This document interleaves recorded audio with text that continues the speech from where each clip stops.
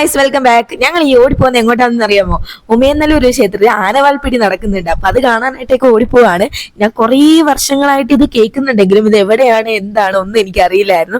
അങ്ങനെ ഇരുന്നപ്പോഴാണ് ഞങ്ങളുടെ സ്കൂളിൽ ഒരു മിസ് വരുന്നോന്ന് ചോദിച്ചത് രാവിലെ. എന്നാ പിന്നെ പോയേക്കാന്ന് വിചാരിച്ചു.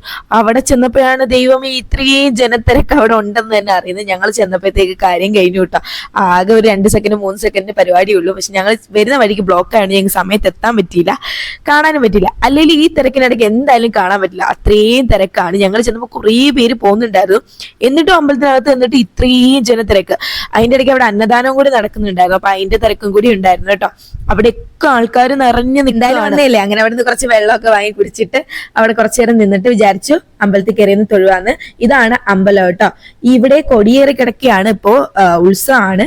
അങ്ങനെ ഞങ്ങൾ കയറി തൊഴുതിട്ട് എന്നാ പിന്നെ അങ്ങോട്ടേക്ക് പോകാന്ന് വെച്ചപ്പോൾ എന്താണ്ട് കുറേ ചാനലുകൾ പ്രസ് വന്നിട്ട് അവരുടെ ഡീറ്റെയിൽസ് കാര്യങ്ങളൊക്കെ ചോദിച്ച് അറിയുന്നുണ്ട്. വീഡിയോ ഒക്കെ ആയിട്ട് വരും, ചാനലിലൊക്കെ വരുമായിരിക്കും അല്ലെ.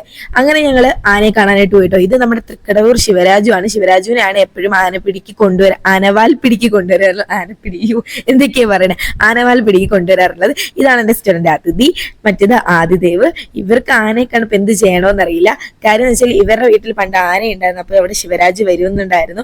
അപ്പൊ അവർക്ക് ഇതൊരു കൗതുകമായിരുന്നു. കുഞ്ഞിലേ കണ്ട ആന ഇങ്ങനെ കാണുമ്പോഴത്തേക്ക് അവർക്കതൊരു രസമായിരുന്നു. അങ്ങനെ ഞങ്ങൾ കുറെ നേരം അവിടെ നോക്കിക്കൊണ്ട് നിന്നു. പിന്നെ ഞങ്ങൾ അകത്ത് കയറിയിട്ടോ കാണാൻ വേണ്ടിയിട്ട്.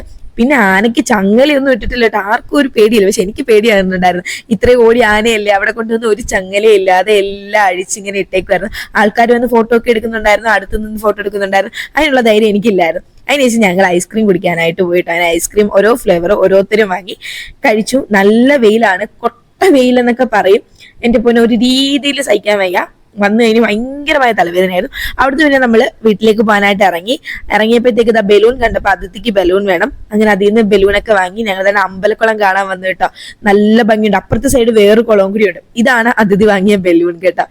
അങ്ങനെ അവർ രണ്ടുപേരും കുളമൊക്കെ നോക്കി നിന്നു. അത്രേ ഉള്ളൂ. അത് കഴിഞ്ഞ് ഞങ്ങൾ വീട്ടിലേക്ക് പോയി. അപ്പൊ വീഡിയോ ഇഷ്ടപ്പെട്ടാൽ ലൈക്ക് ചെയ്യാനും ഷെയർ ചെയ്യാനും സബ്സ്ക്രൈബ് ചെയ്യാനും മറക്കണ്ട. Bye bye.